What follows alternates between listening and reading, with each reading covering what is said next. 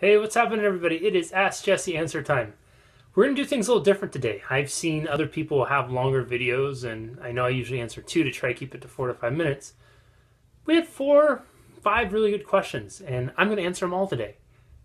If this video is a little longer than the normal 4 to 5 minutes, I apologize, and I hope that you find it engaging, entertaining, and valuable. Let's get right into it. There's a pretty broad spectrum of questions today, so we'll have some fun with them. Number one comes to us from Ashley Thomas, and Ashley asks, "Where's the most exotic place you've ever traveled?" I've always wanted to see Greece. Ashley, that would depend on what your definition of exotic is. When I say you're exotic, I think of palm trees and sunshine and beach. Fortunately for me, I'm able to travel down the street, and it's right there. Some other places, Puerto Rico, the Bahamas, Dominican Republic, all of those types of, I think anywhere in the Caribbean is considered pretty exotic. I haven't been to Greece yet, and that's high on my list too. I definitely want to get up there. Question number two comes to us from, and I apologize in advance if I mispronounce your names, Yamini Srivastava, and again, please correct me if the pronunciation. People always make fun of me because what I say they do not bother to listen or follow it, even if it's true. I developed a habit of not expecting, but yes, it's human nature to expect from whom we love. Sir, please help me out to be an influential gal. I think because of this, I'm afraid of talking with any person. I'm underconfident. How to boost it? I'm waiting for your reply as I know I'll find some way from here. First of all, congratulations on being confident enough to ask for outside help and an opinion here. I think that demonstrates quite a high level of confidence to be able to do that, especially posting a question on a site, on a page like this where there's 80-some thousand people that could see it. I really congratulate with you that. The second is what are you? I'm not sure I understand specifically what you're after. If you're looking for more confidence, if you're looking to be influential, or you're looking to make a impact in the sense of getting your voice heard with your friends and family, the loved ones. With friends and family, my best advice is this, without getting into specifics about what's going on in the situation, it's always speak from love. Everybody's going to have their own agenda. Everybody's going to have their own opinion. Or anybody watching this, you can put in the comments below if you can relate. Has there ever been a time when you've tried to communicate with your friends and family, thought you said it perfectly, thought you made yourself abundantly clear, thought you had brilliant advice, and they didn't take it, they didn't listen, they didn't hear you? Anybody ever experienced that? I think we all have, and I know I certainly have. And that's not our job to make them understand. I think probably our main job, our main role in the lives of the people we care about is to care about them and to think about them from the most loving place possible. When we do decide to communicate with them from a place of love. Now, love can change, love can evolve with time. It may not mean that there's as much of a presence. It may not mean that we interact with the person the same. And I think that's healthy. We have to love ourselves ultimately first. And the more we are able to love ourselves, the more we're going to be able to really connect with those other people. In terms of your own confidence, what I would ask myself is, what am I confident about? You may not feel completely confident in getting your message across to people who are intimately involved in your life, but I'm willing to bet that there is a few things that you're confident about. You see, confidence as an emotion, it can be redistributed in different facets of our life if we choose to apply it in such a way. I would look at some specific areas of my life and see where I am confident, and then ask myself, what am I doing in these areas that brings me confidence? And then I would see what parts of that is applicable to communicating with friends and family. Using examples, exercise. If you feel pretty confident with exercise, what do you do before you exercise? Maybe you warm up. Maybe you do a little jog in place. What I would suggest you do then is do some sort of warm up. Do a little jog in place before you communicate with the people you care about. The reason why is it raises the energy. It gets the blood flowing. It produces good hormones, good chemicals in your body. It's going to put you in a better, more strong, more confident, more loving state to communicate with them. And I bet you'll see a difference in there. Great question. Question number 3 comes to us from Desiree Luton. And Desiree, I apologize if I mispronounced her name. Dear Jesse, what is the best sort of exercise kind of sports to think about when you're pregnant? If we're talking about some movements which can harm the little baby inside, I want to say fit, but it has to be safe. Most of the science I've seen in recent research says that up until, I think really up until 6 months, maybe even 7 months, that pretty much anything is game on. And that's changed a lot over the years where there used to be more. You always want to consult with your doctor first and see if there's any sort of concerns, any sort of things that need to be watched about. Some women are going to have different medical conditions, pre-existing challenges, whatnot, that maybe you need to take into consideration. And for the average healthy person who eats healthy, exercises, I would say there's not a lot you can't do. And so what I would suggest is always consult with your doctor first. And if the doctor gives you the thumbs up, then what I would do is start with what you feel most comfortable in. Doesn't mean I wouldn't necessarily, if you're not a marathon runner, I wouldn't recommend being pregnant as a time to train for running a marathon. But what I would recommend is it's a great time to really clean up the nutrition, because you're eating for two, and so the food you're going to be putting in is going to be nourishing not just you, but the little one. And I would look at what exercises are ones you feel confident with, and also which ones are fun. Right? There's more and more studies coming in about babies experiencing what the mother is in the womb.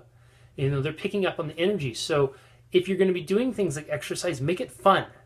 Because if you're in there and doing something, it's just, oh God, I don't want to do this. It just sucks. That energy goes and is shared with baby. Whereas if you're doing something, you're excited about doing it and you're happy, guess what? Baby picks up on that energy too. So pick something fun. Number 4 comes to us from Anna Pizarska. And Anna, I apologize if I mispronounce your name. And Anna asks, when you visit Poland? And my response is, I hope sometime soon. Number 5, and the last one, comes to us from Sally Fields. Sally, I'm going to mispronounce her last name. Diordi. Sally asked, hi Jesse, do you think today's generation are too quick to throw in the towel with relationships and marriage? My husband and I have been married for 25 years. We have had up and downs through those years. I just feel nowadays people give up on the relationship or marriage too soon.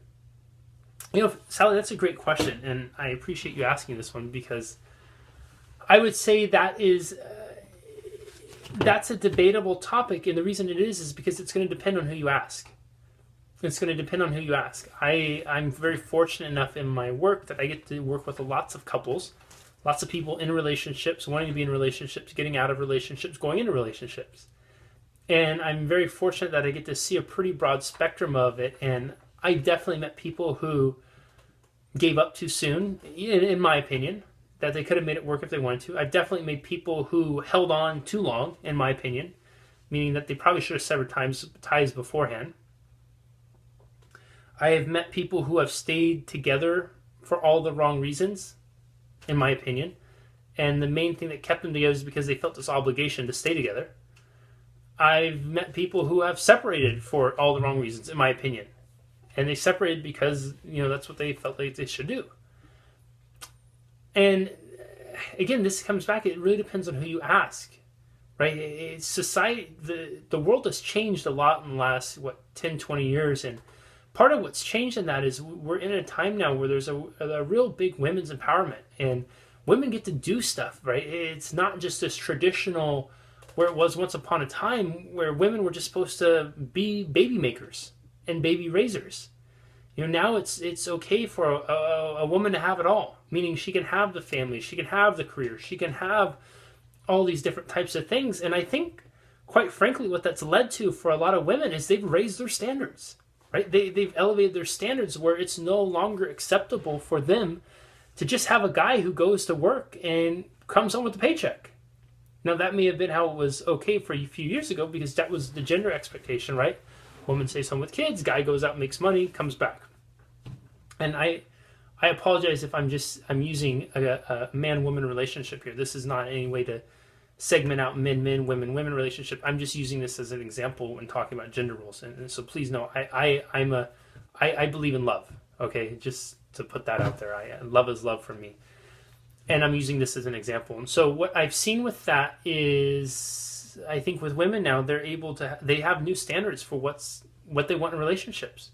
And if somebody's not meeting that standards, they're at a place more where they know that they can ask for it. They can go for it.